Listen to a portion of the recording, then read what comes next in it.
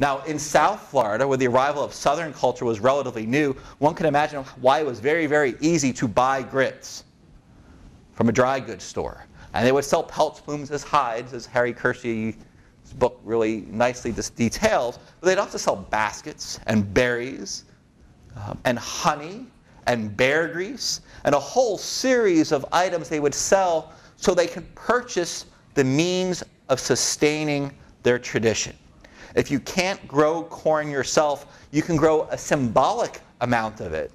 And there are descriptions of cornfields in Florida in areas that you just can't imagine corn growing, from the past to the present, but not to sustain a people. Right? We can imagine now that the outrage of the Clay Macaulays, of the anthropologists of the world, who say the medicine men are now buying rubbing alcohol.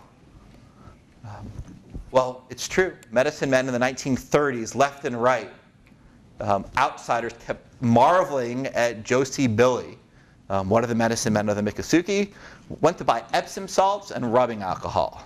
How dare he put something new into the traditional medicine bundle of the Seminoles?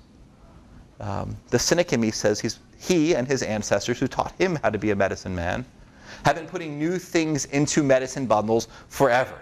Medicine bundles were a collection of religious items and healing items that made sense within that worldview. And if they can make Epsom salts make sense, all the power to them. Because once upon a time, every other item in that medicine bag was alien and had to be learned.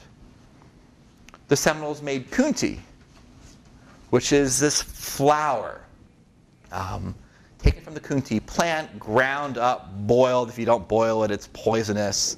And then it's sifted and sieved and ground some more. It is a tedious process to make kunti, which dietitians call a famine food, because it has remarkably little nutritional value to it. But it is like an agent that can make you full. It's better than eating dirt. Has minimal nutritional value, but it has some, and it's edible. Your body actually digests it. You can get a little bit of calories from it. And they ate it, and I hope today we don't talk about a kunti crisis, because no one in the Seminole Reservation is eating it anymore. Maybe every once in a while, just on Pioneer Day or some equivalent like that, someone will make it just for the sake of making it. But I think that goes to the idea that often outsiders imagine what we wish Native peoples would be rather than trying to figure out what they're doing for themselves. The patchwork clothing, it's a nice example there, that Seminoles wear, is also a modern version. Once upon a time, and a modern version purchased and made at the same time. Once upon a time, we'll call it 1900, there was no patchwork amongst the Seminoles. It did not exist. But Seminoles did purchase calico cloth, much the same way that Creeks purchased brightly colored calico cloth in the 1700s. They purchased it and they reused it. And if you were to look at portraits of Seminoles, and Cherokees for that matter, and Choctaws and Chickasaws for that matter, from prior to removal, it looks like they're dressed with an accent. Because the clothing that they're wearing are all of European origin, but they're put on according to rules that are particular to that culture, not the culture that the articles were made from. Well, with the arrival of the Singer sewing machine in the early 20th century, Seminoles started cutting up the clothing and making much more tightly intricate designs. Taking externally created cloth, not cloth they've spun themselves, not cloth they've dyed themselves, but cloth they have purchased and reused to make designs that make sense to them, that are distinctly Seminole. So now we've mentioned clan, housing, the Chickie, the clan, the Chickie, and the patchwork. And I can think of no bigger symbols of modern tradition to describe who the Seminoles are traditionally, and they all are creations of the early 20th century. If not more recent than that, at least in terms of they're tied to the past. Clan has an ancient history, but the modern clans have really important modern orientations. Another way to think about clan is today the Seminoles and the Miccosukee as well, which were related to them historically for a long period of time, They claim that all their medicine men come from the Panther clan. And in contemporary society, I believe that to be, if not true, pretty darn close to true. And you can go to the Seminole Museum, the Tallahassee Museum, which, another one of these great innovations, they're nationally accredited. The first Native American museum to be nationally accredited, which is a testament to them, not a sellout, if you will, not an act of assimilation, but an act of using and controlling the message of museums for their own ends. But you can go there and you can go on this beautiful boardwalk, and on the boardwalk they'll tell you the story of the origins of the Seminoles.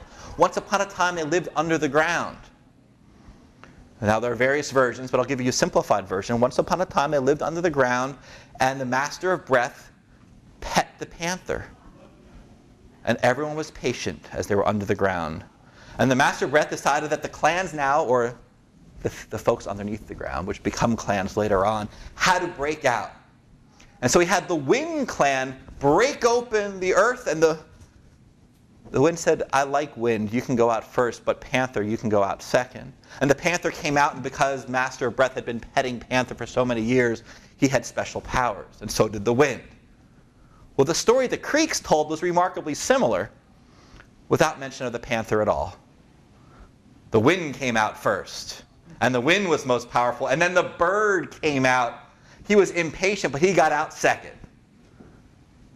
Not a sign that, wow, they lied to make the story fit their modern reality, but we always tell stories that fit our modern reality. We, meaning all cultures, tell stories that make sense to them in the present. Amongst the Creeks, there are about 5 or 6 of the same versions of what villages or what chiefdoms formed the Creek Confederacy in the 17th century. And lo and behold, the Coosa say they were first. The Coweta say they were first. Well, in their version of the story. And now, probably in truth, they all were first. Right? What was the first state that signed onto the dotted line? We all know that, but where was America formed? You take 5th grade anywhere, we can talk about Florida being the first. Even though it's a different story. I taught in California for years, they were first. When I was in Massachusetts, that's a non-starter. Of course they're first. We can go to Virginia, Jamestown, now that's first, when they had their 400th anniversary a couple years ago of Jamestown. So we have lots of these forms of innovation. During the New Deal, as the Seminoles were suffering from tremendous poverty, the Red Cross came. And they gave all sorts of bandages and clothing after World War II as Army surplus, trying to help the poor Seminole get themselves back on their feet. And in those moments, now we had new patterns of clothing that could be cut up to form patchwork. So this idea of innovation as being something that is contrary to tradition, I think is a false one. And this idea that modern and traditional are contradictory is an artifact of our Enlightenment past. I'll end with alligator wrestling.